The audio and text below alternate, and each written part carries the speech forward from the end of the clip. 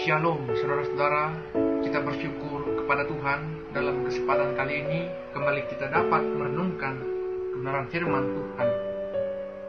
Renungan kita kali ini terambil dari surat Yakobus 5. Saya akan bacakan mulai ayat yang ke-16b. Doa orang yang benar bila dengan yakin didoakan sangat besar kuasanya. Elia adalah manusia biasa sama seperti kita, dan ia telah bersungguh-sungguh berdoa supaya hujan jangan turun, dan hujan pun tidak turun di bumi selama 3 tahun dan 6 bulan. Lalu ia berdoa pula, dan langit menurunkan hujan, dan bumi pun mengeluarkan buahnya. Saudara-saudaraku, satu istilah yang diperbincangkan saat ini dalam masa pandemi ini adalah cabin fever. Nah, menariknya saudara-saudara, cabin fever ini ialah demam kabin. Apa maksud sebenarnya dari demam kabin ini? Nah, saudaraku, saya membaca satu artikel. Ternyata demam kabin ini adalah gejala yang dialami oleh orang-orang selama masa pandemi ini. Bisa dirasakan gejalanya itu akibat terlalu lama stay at home, saudara-saudaraku.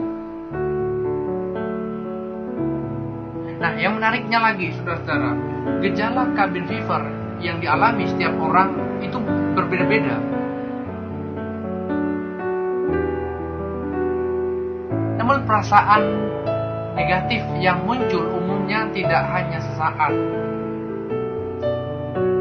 Dia bisa berlangsung cukup lama hingga mempengaruhi kehidupan sehari-hari orang yang mengalaminya.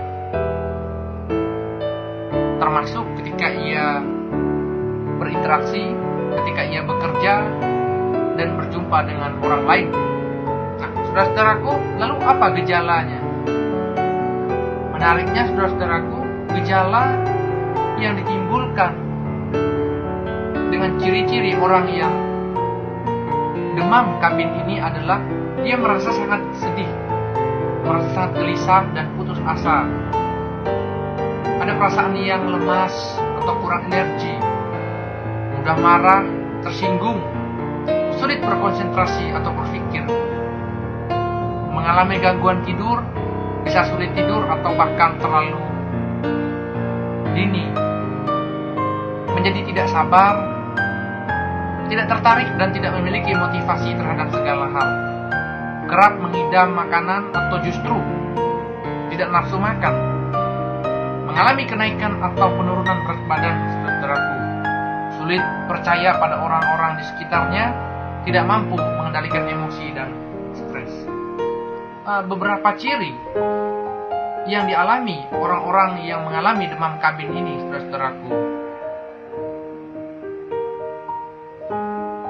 Artinya, emosi atau perasaan sedih yang muncul akibat terlalu lama terisolasi di dalam rumah.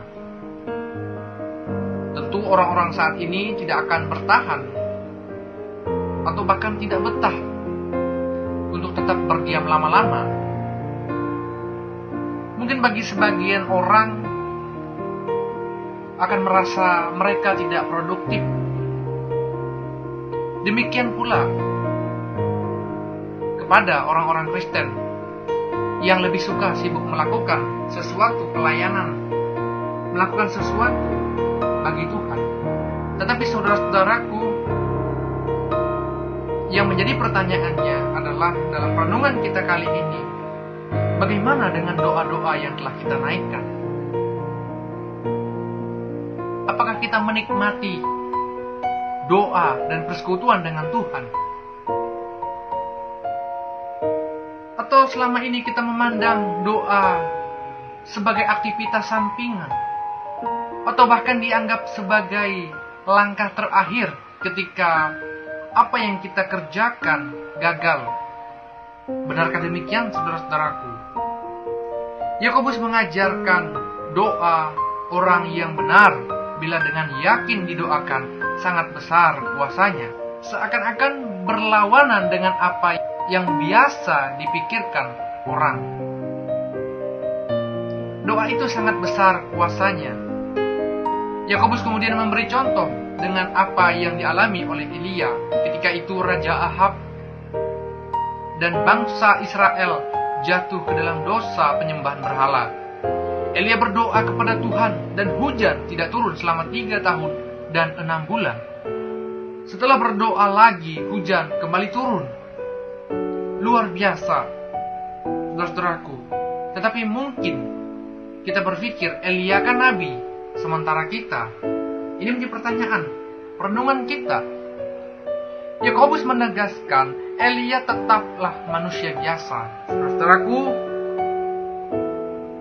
Elia adalah manusia sama seperti kita, sama seperti orang-orang percaya pada umumnya. Tetapi mengapa setelah berdoa terjadi peristiwa yang luar biasa? Karena dia bersandar pada Allah yang sanggup melakukan segala sesuatu. Mari kita perhatikan isi doa Elia. Demi Tuhan yang hidup, Allah Israel yang kulayani, sesungguhnya tidak akan ada embun atau hujan pada tahun-tahun ini, kecuali kalau kukatakan. Ini tertulis di dalam 1 Raja-Raja pasal yang ke-17 ayatnya yang pertama. Elia tidak berpikir doanya yang berkuasa, tetapi doanya akan berkuasa jika Tuhan bekerja. Jadi jika ditanya seberapa besar kuasa doa, jawabannya sebesar apa yang mampu dilakukan untuk Tuhan. Karena tidak ada yang mustahil bagi Tuhan. Lalu saudara-saudaraku, apakah Tuhan baru bekerja bagi orang-orang Kristen tertentu saja? Jawabannya tidak. Mungkin kita menyangka bahwa orang benar di sini berarti orang yang tidak pernah melakukan dosa. Saudara-saudaraku, faktanya selain Tuhan Yesus Kristus tidak ada yang seperti itu. Orang benar di sini adalah orang-orang yang setia kepada Allah dan hidup sesuai dengan kehendak Allah. Jadi pada waktu berdoa, maka isi doanya akan selaras dengan kehendak Allah. Siapa yang bisa hidup sesuai dengan kehendak Allah? Tentu kita semua, asalkan kita bersandar kepada pimpinan Roh Kudus. Saudaraku, dengan memahami ayat ini, kiranya kita terhindar dari beberapa kekeliruan seputar doa. Mungkin ada anggapan bahwa doa seorang pendeta lebih berkuasa dibandingkan jemaat awam. Ada juga orang yang tidak percaya diri mendoakan sesama. Jika demikian, kita menempatkan kuasa doa pada manusia, bukan pada Tuhan. Hal ini tentu akan menyakiti hati Tuhan, saudaraku. Mari jadikan doa sebagai aktivitas utama, bukan sampingan, dan bukan juga langkah terakhir. Ketika ada pergumulan berat, maka hal yang paling penting untuk kita lakukan adalah berdoa, memohon kuasa Tuhan. Ingat saudara-saudaraku, malam ketika Tuhan Yesus akan disalibkan, apa yang dia lakukan? Dia berdoa. Dengan berdoa dia dikuatkan untuk tetap maju, menjalankan misi daripada Allah Bapa. Peristiwa yang besar pun terjadi, yaitu kuasa maut dapat dikalahkan dan keselamatan tergenapi bagi setiap orang percaya. Demikian pula ketika kita berdoa, maka kita pun akan dikuatkan dan hal-hal yang besar akan terjadi di dalam kehidupan kita. Kiranya Tuhan Yesus memberkati kita sekalian. Kita berdoa. Kembali kami bersyukur Bapa, pada kesempatan kali ini kami telah belajar merenungkan akan kebenaran firman Tuhan. Melalui perikop pada kali ini mengajarkan kami akan kuasa doa, Kami memohon kiranya Tuhan bekerja melalui setiap doa-doa orang-orang yang percaya. Bila apa yang kami doakan selaras dengan apa yang Tuhan kehendaki di dalam kehidupan kami. Berkati setiap kami, berkati setiap orang percaya dimanapun berada. Kiranya Tuhan senantiasa menyertai mereka.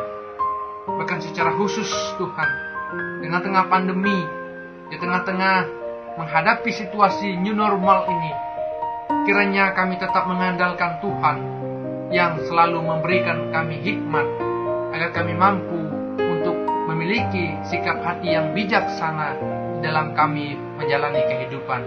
Terima kasih Bapa, hanya di dalam nama Tuhan Yesus Kristus kami sudah berdoa dan mengucap syukur. Haleluya. Amin.